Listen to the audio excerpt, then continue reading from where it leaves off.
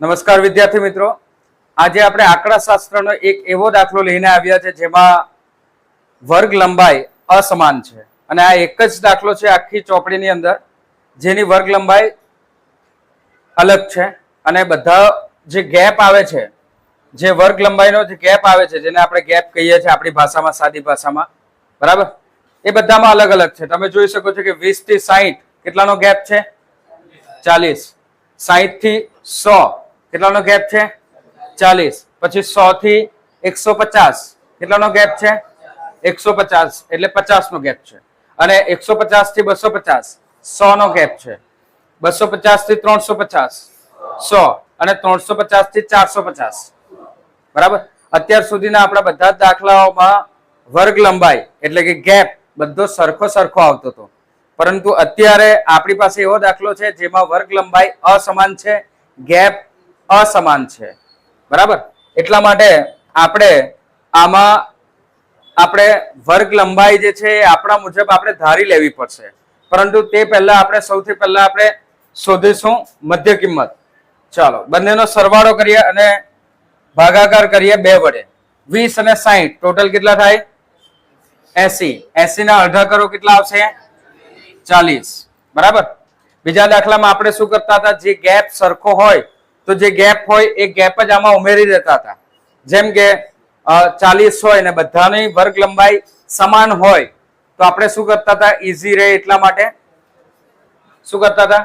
જે આ બધાનો ગેપ હોય એ સરખો જ ગેપ હોય તો આમાં એ ગેપ ઉમેરી દેતા હતા. એટલે કે વર્ગ લંબાઈ સરખી હોય તો આપણે શું કરતા હતા? એ વર્ગ લંબાઈનો જે ગાળો હોય, જેમ કે 10 હોય બધામાં સરખું, તો આપણે આ બધામાં 10 ઉમેરતા હતા. કે 20 હોય તો 20 ઉમેરતા હતા. બરાબર. કારણ કે આપણે એટલી ગણતરી ઈઝી થઈ જાય એટલા માટે. બરાબર. પરંતુ અહીંયા આપણે એવું કરી શકવાના નથી. અહીંયા આપણે દરેકની મધ્ય કિંમત એ 1 by 1 આપણે શોધવી પડશે. તો 100 અને 60 ટોટલ કેટલું થશે? 160. 160 ના અડધા કરીએ કેટલા આવશે? 80. 100 અને 150 ટોટલ કેટલું થશે? બંનેનો સરવાળો 250. 250 ના અડધા કરો કેટલા આવશે? 125. એવી જ રીતે 250 અને 150 ટોટલ કેટલું થશે? 400. અને 400 ના અડધા કરીએ તો 2 વડે ભાગીએ તો 200. બરાબર. 350 અને 250 કેટલું ટોટલ થશે? 600. 600 નો અડધા કરીએ તો 300. અને 350 અને 450 800. એના અડધા કરીએ તો 400. તો અહીં તમે જોઈ શકો છો કે બધા જ જે આપણને મધ્ય કિંમત મળી એ મધ્ય કિંમત જે છે ઘણી મોટી છે. ને મધ્ય કિંમત જો ઘણી મોટી હોય તો એનાથી બનતું ડીઆઈ અને યુઆઈ એ પણ થોડું મોટું આવશે. ડીઆઈ તો મોટું જ આવશે. બરાબર. તો આપણે આમાંથી એકને ધારી લઈએ એ. શું ધારી લઈએ? એ. તો આપણે 200 ને ધારી લઈએ એ. 200 ને ધારી લઈએ એ. હવે આપણે ડીઆઈ શોધવાનો પ્રયત્ન કરીએ. ડીઆઈ નું સૂત્ર શું છે? xi minus a. એટલે xi માંથી આપણે અહીં 200 ધાર્યા છે એટલે 200 માઇનસ કરીશું. 200 માંથી 200 માઇનસ કરીએ તો જવાબ આવે 0. હવે 125 માંથી 200 માઇનસ કરીએ તો જવાબ કેટલો આવશે? -75. એવી જ રીતે 80 માંથી 200 માઇનસ કરીએ તો -120. અને 40 માઇનસ 200 કરીએ તો -160. બરાબર. અને 300 માંથી 200 માઇનસ કરીએ તો 100. અને 400 માંથી 200 માઇનસ કરીએ તો 200. બરાબર. હવે આપણે વર્ગ લંબાઈ અહીં ધારી લેવાની છે. વર્ગ લંબાઈ જેને આપણે આપણી ભાષામાં કહીએ છીએ ગેપ. બંને વર્ગ લંબાઈ, બંને જે અર્ધસીમા અને ઉર્ધ્વસીમા વચ્ચેનો ગેપ એ h એ કેટલો છે? અહીં બધામાં અસમાન છે. અસમાન છે એટલા માટે જ આપણે ધારી લેવાનું છે કેટલું? 20. કેટલું ધારી લેવાનું છે? 20. હવે જો આપણે પદ વિચલનની રીત કરવી હોય તો એમાં આપણે યુઆઈ શોધવું પડે. ને યુઆઈ શું છે? ડીઆઈ ભાગ્યા આપણી વર્ગ લંબાઈ h. ડીઆઈ ભાગ્યા h કરીશું તો આપણને શું મળશે? યુઆઈ. બરાબર. આપણે સરળતા માટે 0 1 2 3 પ્લસમાં અને ઉપર જઈએ તો 1 2 3 માઇનસમાં લખી દેતા હતા. પણ એ પણ મેં તમને સમજાવ્યું હતું કે આપણે સૂત્ર પ્રમાણે કરીએ તો એ જ સંખ્યા આવે. સરળતા માટે આપણે ડાયરેક્ટ લખી દઈએ તો પણ ચાલે, પરંતુ આ દાખલામાં આપણે એવું કરી શકીએ નહીં. એટલા માટે આપણે શું કરવું પડશે? અહીંયા ડીઆઈ ભાગ્યા કેટલા કરવા પડશે? 20. તો 160 ભાગ્યા તમે 20 કરો, કેટલા આવશે જવાબ? -8. -8.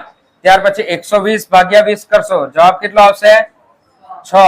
-6. 75 ભાગ્યા 20 કરો, કેટલો જવાબ આવશે?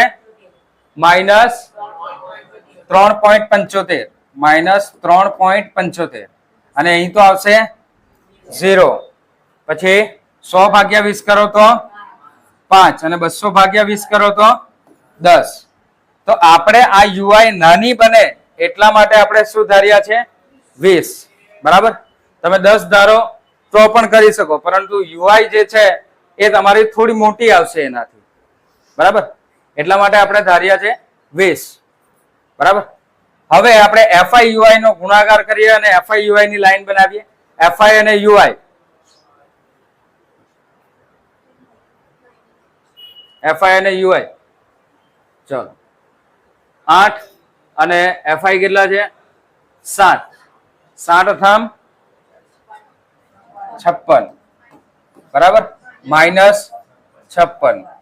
5 6 30 -30. 16 ગુણ્યા 3.75 કરો, શું જવાબ આવશે? -60. અને અહીંયા આવશે 0. પછી 2 અને 5 10. 3 અને 10 30. બરાબર. આપણે સિગ્મા એફઆઈ યુઆઈ કરીએ તો એના માટે બધા માઇનસ નો સરવાળો કરીશું. બધા માઇનસ નો સરવાળો કેટલો આવશે? 50 30 80 80 અને 60 કેટલા થશે? 140. 140 ને બીજા 6, 146 માઇનસમાં છે અને પ્લસમાં આપણી પાસે છે 40. પ્લસમાં આપણી પાસે છે 40. બરાબર છે? ઓકે. તો જવાબ આવશે આપણો -106. -106. એફઆઈ નું આપણે ટોટલ નથી કર્યું, એ પણ ટોટલ કરી દઈએ. સિગ્મા એફઆઈ કેટલા આવશે? 45. ઓકે. તો બધું આપણે કોષ્ટક આપણે આપણો તૈયાર કરી દીધો છે. હવે આપણે ગણતરી તરફ જઈએ, સૂત્ર મૂકીએ અને ગણતરી કરીએ. મધ્યક x બાર બરાબર a વત્તા સિગ્મા એફઆઈ યુઆઈ છેદમાં સિગ્મા એફઆઈ ગુણ્યા h.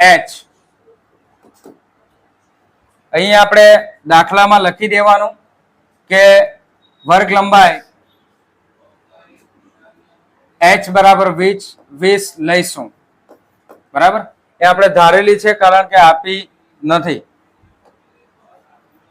અને એ આપણે ધાર્યા હતા એ છે 200. એફઆઈ યુઆઈ આપણું આવ્યું -106 અને એફઆઈ સિગ્મા એફઆઈ છે 45. માઇનસમાં છે એટલે આપણે એને બ્રેકેટમાં લઈ લઈએ. અને વર્ગ લંબાઈ આપી છે એ કેટલી આપી છે? આપણે આપી નથી પણ આપણે ધારી છે. કેટલી? 20. તો 200 વત્તા 106 ગુણ્યા 20 કરો, કેટલા આવશે? 212. 212 અને આ કરીશું 0 ભાગ્યા આપણે કરીશું 45. આ હશે માઇનસ 2120 ભાગ્યા 45 કરો. 2000 શું જવાબ આવશે?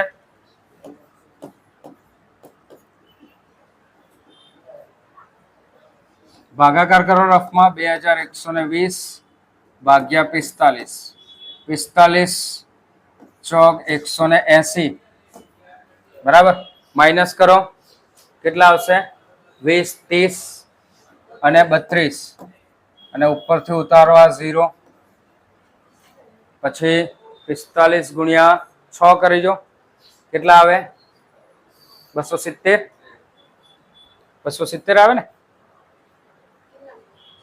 45 6 270 પણ હજુ એકવાર 45 આવશે ને 45 ગુણ્યા 7 કરો 3505 વધી પડી 3 728 28 ને 3 31 315 45 સત્તા 315 બચ્યા કેટલા 5. હવે પોઈન્ટ મૂકો અહીં 0 મૂકો 45 એકો 45 પાછા બચ્યા 5 0 45 એકો 45. તો આપણો જવાબ આવશે એ -47.11. 200 માંથી માઇનસ કરો 47.11.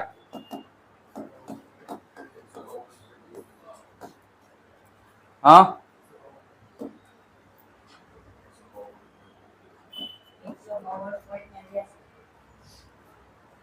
89.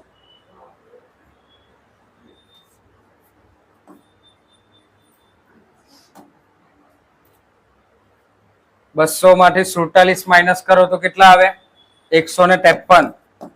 153 માંથી 11 માઇનસ કરો એટલે 152.89 બરાબર. 152.89 તો 152.89 આ આપણો જવાબ બરાબર. મધ્યક આપણો આવ્યો. હવે માહિતી જે આપણને આપી છે એમાં ક્રિકેટરોએ જે લીધેલી વિકેટો છે એ આપી છે. આ શું આપ્યું છે લીધેલી વિકેટો અને બોલરોની સંખ્યા આપી છે કે કયા બોલરે કેટલી વિકેટો લીધી છે. જેમ કે 20 થી 60 વચ્ચે વિકેટ લીધી એવા કેટલા બોલરો છે 7. 60 થી 100 વિકેટ લીધી હોય એવા કેટલા બોલરો છે 5 બરાબર. તો આ રીતે આખી માહિતી આપી છે કે 350 થી 450 વચ્ચે વિકેટ લીધી હોય એવા માત્ર 3 જ બોલરો છે અને આ બધાનો મધ્યક આપણે શોધવાનો હતો બરાબર. તો આ મધ્યક શું દર્શાવે છે કે આ બધા બોલરોએ લીધેલી જે વિકેટ છે એ સરેરાશ જો આપણે ગણીએ તો સરેરાશ બધાનો આપણે સરેરાશ કરીએ તો સરેરાશ આવશે મધ્યક આવશે 152.89 એટલે લગભગ 183 વિકેટો 153 વિકેટો લીધી હોય એમ આપણે કહી શકીએ બરાબર. દર એક બોલરે 183 વિકેટ લીધી છે એવું આપણે કહી શકીએ જે માહિતી આપી છે તે પ્રમાણે બરાબર છે. તો આજના વિડીયોમાં આપણે આટલો જ એક દાખલો રાખીએ છીએ. ફરી મળીશું નવા એક વિડીયો સાથે બરાબર. નવા એક દાખલા સાથે. લાઈક કરો, શેર કરો, સબસ્ક્રાઇબ કરો. ફરી મળીશું.